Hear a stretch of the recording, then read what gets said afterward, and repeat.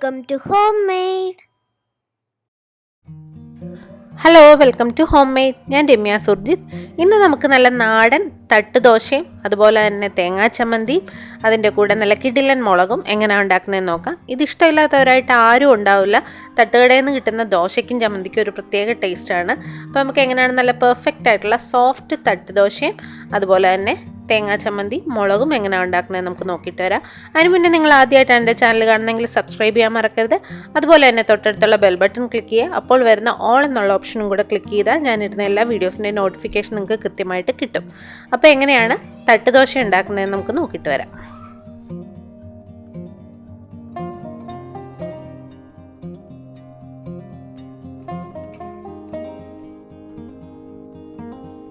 ആദ്യം നമുക്ക് ദോശ ഉണ്ടാക്കാം. അതിന് വേണ്ടിയിട്ട് അരി ഉഴുന്നുമൊക്കെ നമുക്ക് വെള്ളത്തിലൊന്ന് കുതിർക്കാൻ വേണ്ടി വെക്കണം. ഞാനിവിടെ 3 ഗ്ലാസ് ഇഡ്ഡലി അരിയാണ് എടുത്തിരിക്കുന്നത്. ഇഡ്ഡലി അരി എന്ന് പറഞ്ഞാൽ നമുക്ക് വാങ്ങിക്കാൻ കിട്ടും, സൂപ്പർ മാർക്കറ്റുകളിലൊക്കെ കിട്ടും. അപ്പോൾ ഈ വലിയ ഗ്ലാസിൻ്റെ അളവിനനുസരിച്ചാണ് ഞാൻ പറയുന്നത്. 3 ഗ്ലാസ് അരി എടുത്തിട്ടുണ്ട്. 3 ഗ്ലാസ് അരി ഒരു സെപ്പറേറ്റ് ബൗളിലേക്ക് ഇടുക. 3 ഗ്ലാസ് അരിക്ക് 1 ഗ്ലാസ് ഉഴുന്ന് വേറൊരു ചെറിയ ബൗളിലേക്കും നമുക്ക് ഇട്ട് കൊടുക്കാം. അപ്പോൾ ഇഡ്ഡലി അരി തന്നെ നോക്കിയെടുക്കാൻ ശ്രദ്ധിക്കുക മാക്സിമം. സാധാരണ പച്ചരിയേക്കാളും ഭയങ്കര സോഫ്റ്റ് ആയിട്ടുള്ള ഇഡ്ഡലിയും ദോശയും കിട്ടാനായിട്ട് ഇഡ്ഡലി അരി വളരെ നല്ലതാണ്. അപ്പം 3 ഗ്ലാസ് അരിക്ക് 1 ഗ്ലാസ് ഉഴുന്നെന്ന കണക്കിലാണ് ഞാനിവിടെ എടുത്തിരിക്കുന്നത്. അപ്പം ഉഴുന്ന് വേറൊരു ചെറിയ ബൗളിലേക്ക് ഇട്ടിട്ടുണ്ട്. അതിനകത്തേക്ക് 1 ടേബിൾ സ്പൂൺ ഉലുവ കൂടെ ചേർത്ത് കൊടുക്കുന്നുണ്ട്. ഉലുവയും കൂടെ ചേർക്കുമ്പോൾ നല്ല മയം കിട്ടും ദോശയ്ക്ക്. അപ്പോൾ ഇത് നന്നായിട്ട് കഴുകിയതിന് ശേഷം സെപ്പറേറ്റ് ആയിട്ട് തന്നെ കഴുകി ആവശ്യത്തിന് വെള്ളം അതിൻ്റെ കുറച്ച് മുകളിൽ നിൽക്കുന്ന രീതിയിൽ വെള്ളം ഒഴിച്ചൊന്ന് കുതിരാൻ വെക്കണം.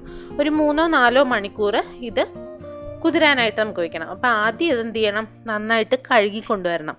കഴുകിയതിന് ശേഷം മാത്രം കുതിർക്കാൻ വെക്കുക. ഇപ്പം ഞാൻ കഴുകിയിട്ട് വെള്ളം ഒഴിച്ച് വെച്ചിട്ടുണ്ട്. ഇതൊരു 3-4 മണിക്കൂർ നമുക്ക് കുതിരാനായിട്ട് വെക്കാം. അപ്പോൾ ഉച്ചയാകുമ്പോഴേക്കും ഒന്ന് വെള്ളത്തിലിട്ട് വെച്ച് കഴിഞ്ഞാൽ നമുക്ക് വൈകിട്ട് അരച്ച് വയ്ക്കാം. അപ്പോൾ ആ ഒരു കണക്കിൽ എടുക്കുക. ഇപ്പം 3 മണിക്കൂർ കൊണ്ട് ഇത് നന്നായിട്ട് കുതിർന്ന് വന്നിട്ടുണ്ട്. ഇതിൻ്റെ കൂടെ നമുക്ക് 1/2 കപ്പ് ചോറ് വേവിച്ചത്, നമ്മൾ വീട്ടിൽ വേവിക്കുന്ന ഏത് ചോറായാലും കുഴപ്പമില്ല, അത് 1/2 കപ്പ് എടുത്തിട്ടുണ്ട്. ഇതെല്ലാം കൂടെ അരച്ചെടുക്കുക. സെപ്പറേറ്റ് ആയിട്ട് അരിയൊന്നും അരയ്ക്കാൻ കുഴപ്പമില്ല, അതിലുള്ള വെള്ളം വെച്ചിട്ട് അരയ്ക്കുക. അതല്ല എന്നുണ്ടെങ്കിൽ കുറച്ച് മിക്സിയിലാണ് അരയ്ക്കുന്നതെങ്കിൽ കുറച്ച് തണുത്ത വെള്ളം ഉപയോഗിച്ച് അരച്ചാൽ മാവ് നന്നായിട്ട് പൊങ്ങിക്കിട്ടും. അപ്പം നല്ല സോഫ്റ്റായിട്ട് അരച്ചെടുക്കുക. ഇഡ്ഡലി അരയ്ക്കുന്നതും ദോശയ്ക്ക് അരയ്ക്കുന്നതും തമ്മിലുള്ള വ്യത്യാസം, ഇഡ്ഡലിക്ക് കുറച്ച് തരിതരിപ്പായിട്ട് അരയ്ക്കുക.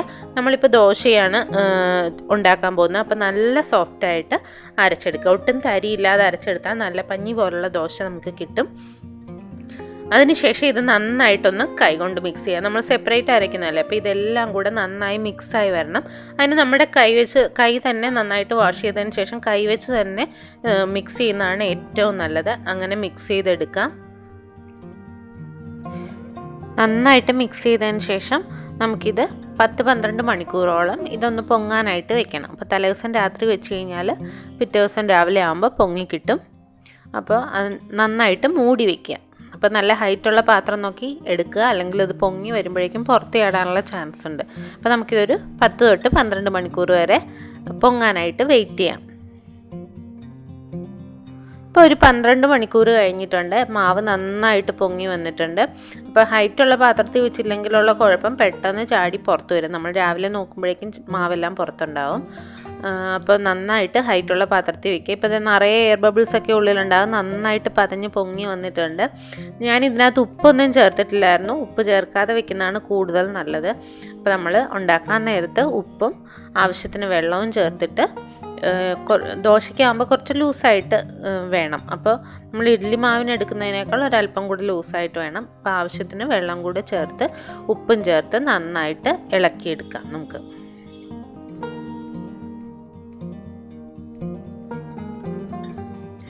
അപ്പോൾ നമ്മുടെ ദോശമാവിൽ ആവശ്യത്തിന് വെള്ളവും ഉപ്പും ഒക്കെ ചേർത്ത് നന്നായിട്ട് മിക്സ് ചെയ്തെടുത്തിട്ടുണ്ട്. ഈ ഒരു കൺസിസ്റ്റൻസിയാണ് ഏറ്റവും നല്ലത്.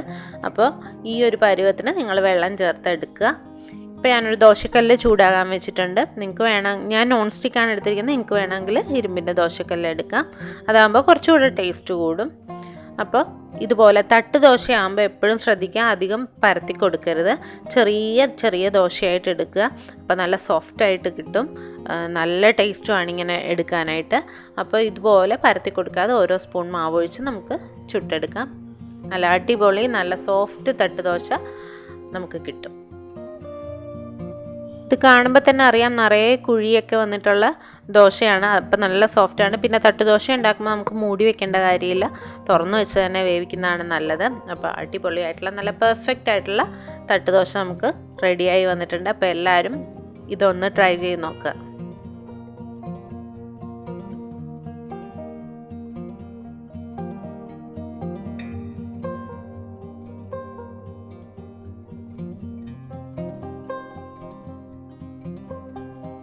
ഇനി നമുക്ക് ചമ്മന്തി ഉണ്ടാക്കാം. അതിനായിട്ട് 1 കപ്പ് തേങ്ങ ചിരകി എടുത്തിട്ടുണ്ട്. പിന്നെ ആവശ്യത്തിന് കറിവേപ്പില വേണം. പിന്നെ ആവശ്യത്തിന് ഉപ്പ് എടുത്തിട്ടുണ്ട്. 1.5 ടീസ്പൂണോളം മുളക് പൊടി എടുത്തിട്ടുണ്ട്. 1 കഷ്ണം ഇഞ്ചി എടുത്തിട്ടുണ്ട്, ഈ ഒരു വലിപ്പത്തിലെ ഇഞ്ചി. ഇത്രയും സാധനങ്ങൾ നമുക്ക് ആദ്യം നന്നായിട്ട് കുറച്ച് വെള്ളം ചേർത്തിട്ടൊന്ന് അരച്ചെടുക്കണം. ഒത്തിരി വെള്ളമായി പോകരുത്, കുറച്ച് വെള്ളം ചേർത്ത് നമുക്ക് അരച്ചെടുക്കാം. ഇപ്പം എന്താ നന്നായിട്ട് അരച്ചെടുത്തിട്ടുണ്ട്. ഇനി നമുക്കിതൊന്ന് കടുക് താളിച്ചെടുക്കണം. അതിന് വേണ്ടിയിട്ട് ഒരു ചീനച്ചട്ടിയിലേക്ക് 2 ടേബിൾ സ്പൂണോളം വെളിച്ചെണ്ണ ഒഴിച്ചു കൊടുത്തിട്ടുണ്ട്. വെളിച്ചെണ്ണയാണ് ടേസ്റ്റ്. എണ്ണ ചൂടായി വരുമ്പോഴേക്കും അതിനകത്തേക്ക് 1 ടേബിൾ സ്പൂൺ കടുക് ചേർത്ത് കൊടുക്കാം. കടുക് പൊട്ടി വരുമ്പോഴേക്കും നമുക്ക് 2-3 വറ്റൽമുളക് കൂടെ ചേർത്ത് കൊടുക്കാം. ഇനി ഇതിനകത്തേക്ക് ആവശ്യത്തിന് കറിവേപ്പില ചേർത്ത് കൊടുക്കാം. പിന്നെ നമുക്ക് ഒരു 6-7 ചുവന്നുള്ളി വട്ടത്തിൽ കനം കുറച്ച് അരിഞ്ഞെടുക്കുക, അതും കൂടെ ചേർത്ത് കൊടുക്കാം. കനം കുറച്ച് എപ്പോഴും അരിയാൻ ശ്രദ്ധിക്കുക. അതുപോലെ തന്നെ ഇത് നന്നായിട്ട് വഴറ്റി നല്ല മുരിച്ചെടുക്കണം. അതും നമുക്ക് ഭയങ്കര ടേസ്റ്റാണ് ചമ്മന്തിക്ക്. ഈ ഉള്ളി ഇതിനകത്ത് കിടന്ന് നന്നായിട്ട് മുരിഞ്ഞ് വരുമ്പോഴേക്കും ചമ്മന്തിക്ക് അടിപൊളി ടേസ്റ്റാണ്. അത് മൂത്ത് വന്നാലേ അത്രയും ടേസ്റ്റ് വരുള്ളൂ. ഇപ്പം നന്നായിട്ട് മുരിഞ്ഞ് നല്ല ക്രിസ്പി ആയി വന്നിട്ടുണ്ട്. ഈ ഒരു പരുവാകുമ്പോഴേക്കും നമുക്ക് ഇതിനകത്തേക്ക് വെള്ളം ചേർത്ത് കൊടുക്കണം. ഞാനിവിടെ തിളച്ച വെള്ളമൊന്നുമല്ല, സാധാരണ പച്ചവെള്ളം തന്നെയാണ് ചേർക്കുന്നത്.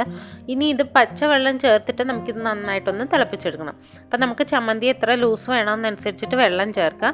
ഞാനിവിടെ ഒരു 1/4 കപ്പോളം വെള്ളം ചേർത്ത് കൊടുക്കുന്നുണ്ട്. അപ്പം നിങ്ങൾക്ക് നല്ല ലൂസായിട്ടുള്ള ചമ്മന്തിയാണ് ഇഷ്ടമെങ്കിൽ കൂടുതൽ വെള്ളം ചേർത്ത് കൊടുക്കാം. ഒരു 1/4 കപ്പൊക്കെ ആകുമ്പോൾ കുറച്ച് തിക്കായിട്ടുള്ള ഒരു ചമ്മന്തി ആയിരിക്കും കിട്ടുന്നത്. അപ്പോൾ അതിനനുസരിച്ച് വെള്ളം ചേർത്ത് കൊടുക്കാം. വെള്ളം ചേർത്ത് കഴിഞ്ഞാൽ നന്നായിട്ട് ഇത് തിളപ്പിച്ചെടുക്കണം. നന്നായിട്ട് തിളയ്ക്കുന്ന സമയത്ത് വേണം നമ്മൾ അരപ്പ് ചേർക്കാനായിട്ട്, നമ്മൾ അരച്ചു വെച്ചിരിക്കുന്ന തേങ്ങ ചേർക്കാനായിട്ട്. ഇപ്പം നന്നായിട്ട് തിളച്ച് അല്ലെങ്കിൽ വെള്ളത്തിൻ്റെ ഒരു പച്ചചുവ വരും. അത് വരാതിരിക്കാനാണ് നമ്മൾ നന്നായിട്ട് തിളപ്പിച്ചെടുക്കുന്നത്. നന്നായിട്ട് തിളച്ച് കഴിയുമ്പോഴേക്കും നമ്മൾ ഈ അരച്ചു വെച്ചിരിക്കുന്ന തേങ്ങ കൂടെ ഇതിനകത്തേക്ക് ചേർത്ത് കൊടുക്കാം. നമ്മൾ ഉപ്പ് നേരത്തെ അരയ്ക്കാൻ നേരത്തെ ചേർത്തിട്ടുണ്ട്. ഇനി ഉപ്പ് പോരാന്നുണ്ടെങ്കിൽ ഈ സമയത്തൊന്ന് ടേസ്റ്റ് ചെയ്തിട്ട് ചേർത്ത് കൊടുക്കുക. ഇതിനി ഒന്ന് നന്നായിട്ട് ചൂടായി വരുമ്പോഴേക്കും ഓഫ് ചെയ്യാം. ഇത് തിളച്ചു പോരുത്, ചൂടായി വരുന്നവരെ നന്നായിട്ടൊന്ന് ഇളക്കി കൊടുക്കുക. നന്നായിട്ട് ചൂടായി കഴിയുമ്പോഴേക്കും നമുക്ക് ഓഫ് ചെയ്തെടുക്കാം. അപ്പോൾ നല്ല അടിപൊളിയായിട്ടുള്ള ചമ്മന്തി റെഡി ആയിട്ടുണ്ട്.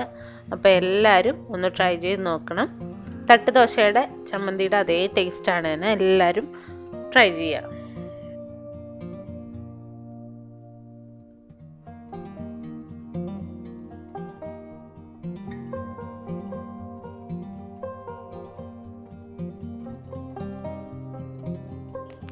ഇനി നമുക്ക് നല്ല അടിപൊളി മുളക് ഉണ്ടാക്കാം. തട്ടുദോശയ്ക്ക് പറ്റിയ മുളകാണ്. അവരത് മാക്സിമം സിമ്പിളായിട്ടാണ് തട്ടുകടയിൽ മുളക് ഉണ്ടാക്കാറുള്ളത്. അപ്പോൾ ഒരു വലിയ സവോള ഞാനിവിടെ പൊടിയായിട്ട് അരിഞ്ഞെടുത്തിട്ടുണ്ട്. ചെറുതായിട്ട് തന്നെ അരിഞ്ഞെടുക്കുക. അതിനകത്തേക്ക് ആവശ്യത്തിന് ഉപ്പ് ചേർത്ത് കൊടുക്കുക. പിന്നെ നമുക്ക് ആവശ്യത്തിന് മുളക് പൊടി കൂടെ ചേർത്ത് കൊടുക്കുക. തട്ടുകടയിലെ മുളകിന് എരിവ് ഉണ്ടാകും അത്യാവശ്യം.